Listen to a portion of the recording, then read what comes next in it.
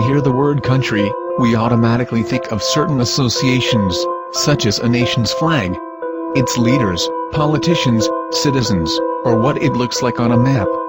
But the concept of a country is so ingrained in our minds, many do not consider how a country has no physical existence in nature.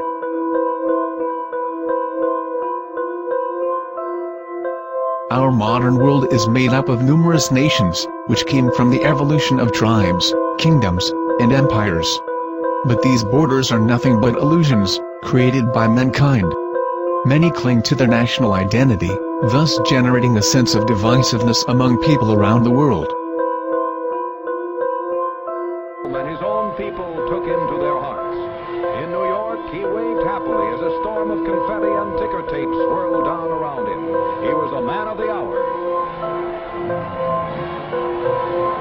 Humans have allegiance to their respective countries, rather than seeing themselves as equal inhabitants of the natural world.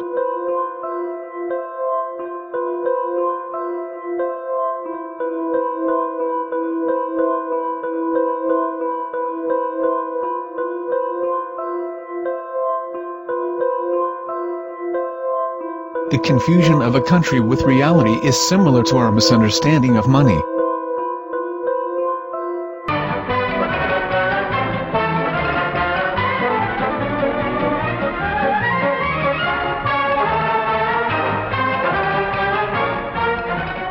Some people call this a war. War or not, one thing is sure. A daily battle is being waged in supermarkets all over this country. A battle for the customer's dollar.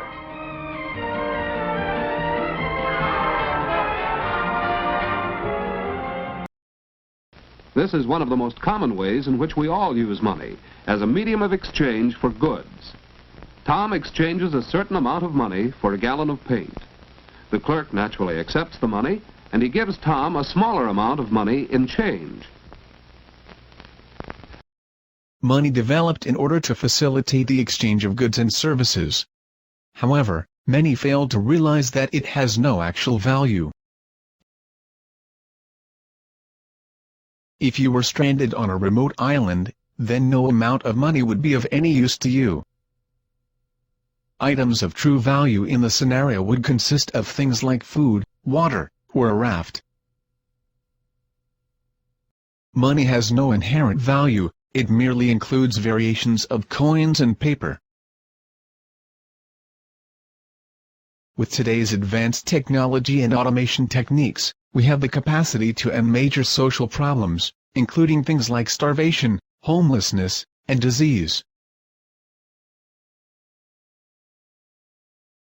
When we understand that it is technology devised by human ingenuity which frees humanity and increases our quality of life, we then realize that the most important focus we can have is on the intelligent management of the Earth's resources. For it is from these natural resources we gain the materials to continue our path of prosperity. Understanding this, we then see that money fundamentally exists as a barrier to these resources, for virtually everything has a financial cost. And why do we need money to obtain these resources? Because of real or assumed scarcity. We don't usually pay for air and tap water because it is in such high abundance, selling it would be pointless. So then, logically speaking, if resources and technologies applicable to creating everything in our societies, such as houses, cities, and transportation, were in high enough abundance, there would be no reason to sell anything. Likewise, if automation and machinery was so technologically advanced as to relieve human beings of labor, there would be no reason to have a job. And with these social aspects taken care of, there would be no reason to have money at all.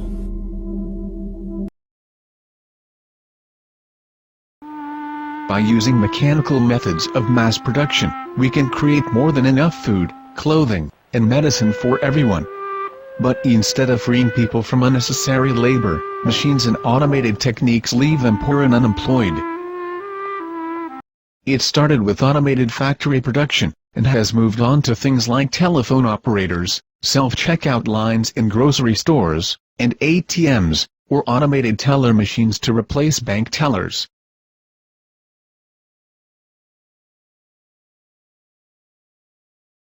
New machinery can do a lot of damage unless the right policies go with it. I don't know. The cheaper you can produce goods, the more people you get to buy them. The more people you get to buy them, more production there'll be.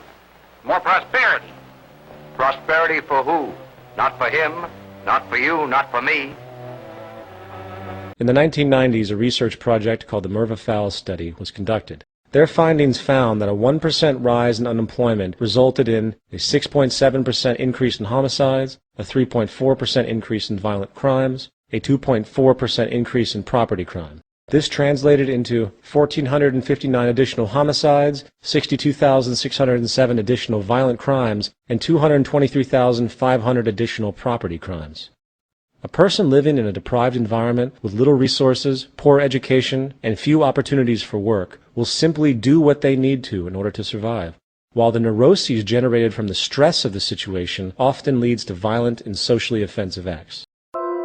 In order to stay competitive, companies must maximize their profits, which entails keeping up to new technologies that can replace workers.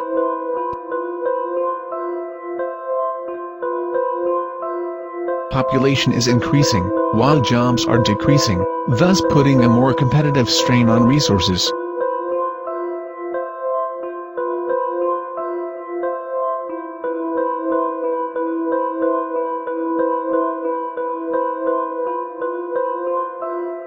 Although replacing workers may benefit companies initially, in the long term these businesses will suffer when they realize that depriving these people of jobs also deprives the companies of markets for their products.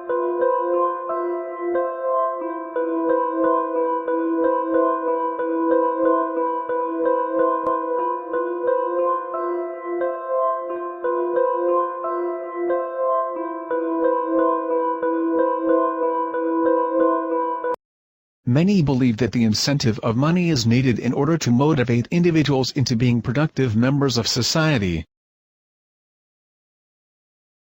But the vast majority of great intellectuals and inventors were not motivated by money. If people have access to the necessities of life without servitude, debt, barter, trade, they behave very differently. You want all these things available without a price tag. Now then, you gotta have a price tag. Well, what'll motivate people? Man gets everything he wants, he just lay around in the sun. This is the myth they perpetuate. People in our culture are trained to believe that the monetary system produces incentive. If they have access to things, why should they want to do anything?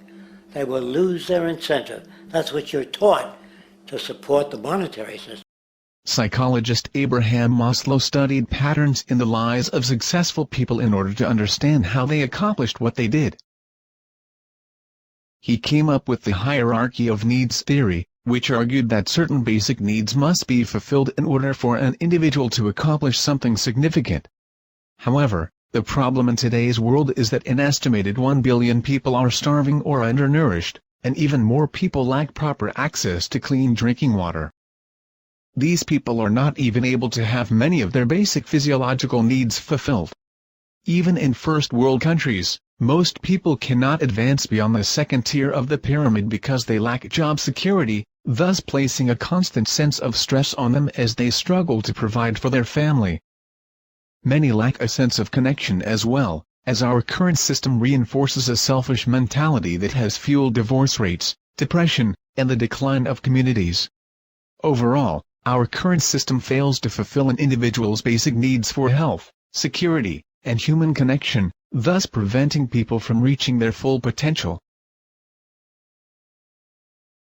Why is it socially acceptable that most jobs today only offer a few weeks vacation time per year, when past civilizations experienced much more time for leisure? Some may boast of our high standard of living, but more possessions has not led to more happiness.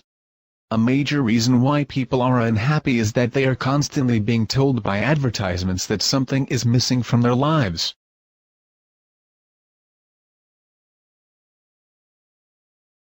It's the new Motoramic Chevrolet. More than a new car, a new concept of low-cost motoring. A revolutionary new ride. Businesses make money by convincing consumers that they need a certain product or service. This is the essence of the multi-billion-dollar industry of advertising. Outdoor advertising companies' poster panels are scientifically placed where motoring traffic is heaviest, along the 122 miles of major boulevards.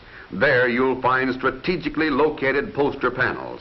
The average person in America sees up to 3,000 ads in one day from mediums such as billboards, television, and websites. Each day as thousands of persons visit the chain stores in their neighborhoods, their journey carries them past powerful messages advantageously placed on nearby poster panels. Advertisers aim to convince consumers that something is missing from their lives. If people were content with what they owned, then businesses would be economically ruined. In commercials, advertisers try to appeal to people's subconscious desires.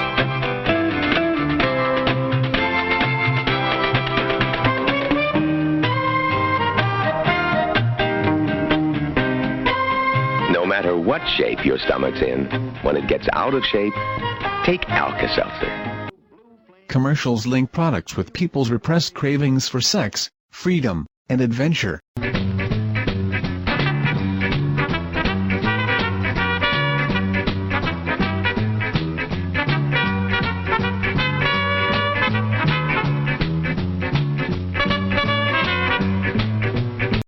Advertising is simply a strategy to perpetuate the consumption of products.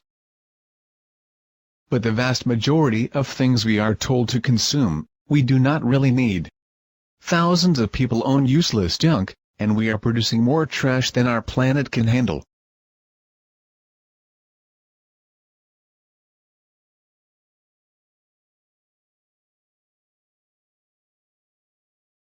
In order for profits to be made, there must be problems throughout society. If a certain disease is cured or medical issue solved, then thousands of specialists and doctors could be out of a job. Prisons require inmates in order to make a profit. If there were no criminals, then many guards, suppliers, manufacturers, and lawyers would be out of a job. Profit requires social problems. We are destroying our earth for these pieces of paper.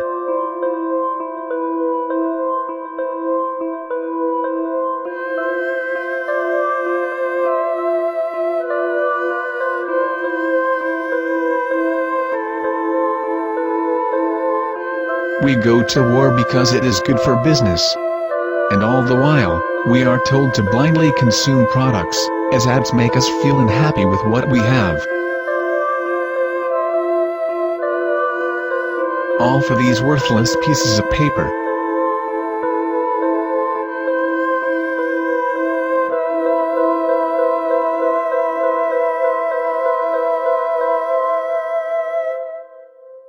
And the power of money is ever present, and is gravely to be regarded. The bottom line is that there needs to be a shift in how we think in order to be better prepared for the challenges our world will soon face, such as unemployment, inflation, oil shortages, freshwater shortages, and more natural disasters due to climate change. Do your own research. Here are some relevant documentaries, most of which are available online.